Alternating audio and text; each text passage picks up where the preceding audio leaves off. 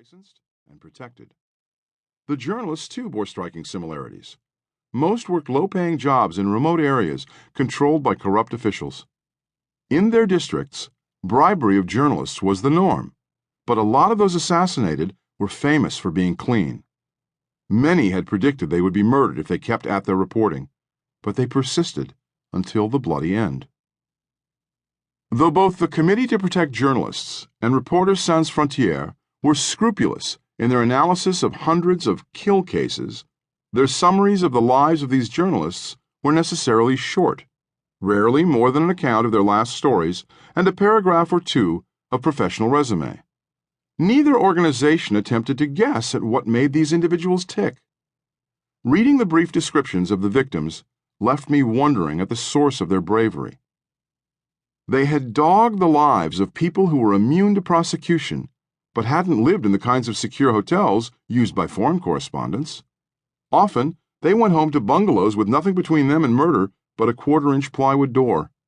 Indeed, a lot of them had publicly announced their intention of pursuing stories in the face of an ethic of impunity that guaranteed retribution. Were they idealists?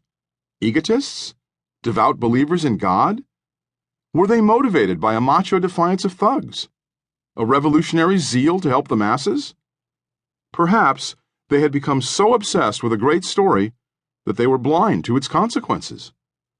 Or were their lives so personally buffeted by bandits and death squads that they felt that sacrificing themselves was the price that had to be paid to get the story out? In the fall of 2005, I chose representative cases in the 5 most murderous countries and set out to visit their hometowns, interview their families, friends, and colleagues, and try to understand their personal motivations. I had 2 questions in mind.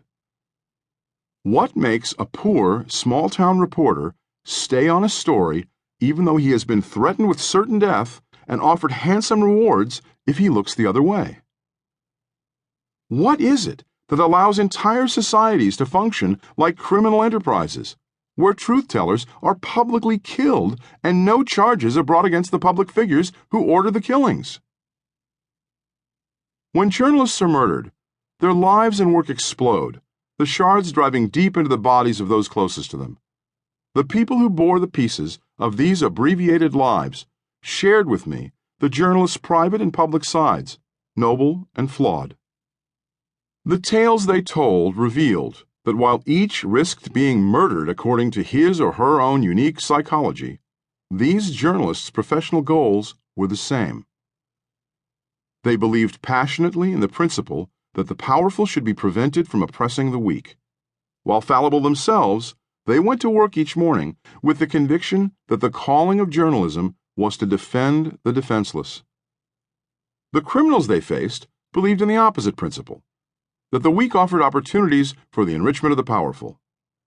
Political and religious predators who organize governments permit no investigation into their ultimate motives, and they react violently when journalists reveal that they serve themselves. In one form or another, all of the slain journalists in this book attempted to expose the organized criminal structure that ruled their nations, and came fatally close to its true workings and affiliations. At its most fundamental level, organized crime is a licensing system.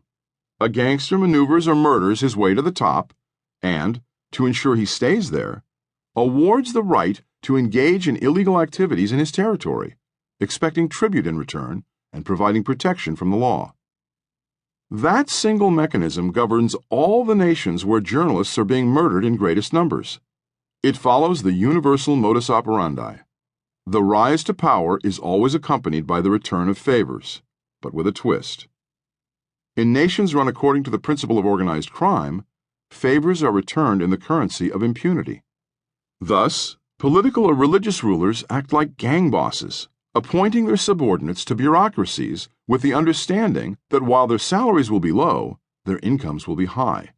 Corruption, an ad hoc arrangement in some countries, becomes a formal structure in these places. Lawlessness occurs within the law, and the system of organized crime is locked into the business of the nation. In this manner, the people are robbed and the rulers get rich, and anyone who attempts to defy the rulers finds out very quickly how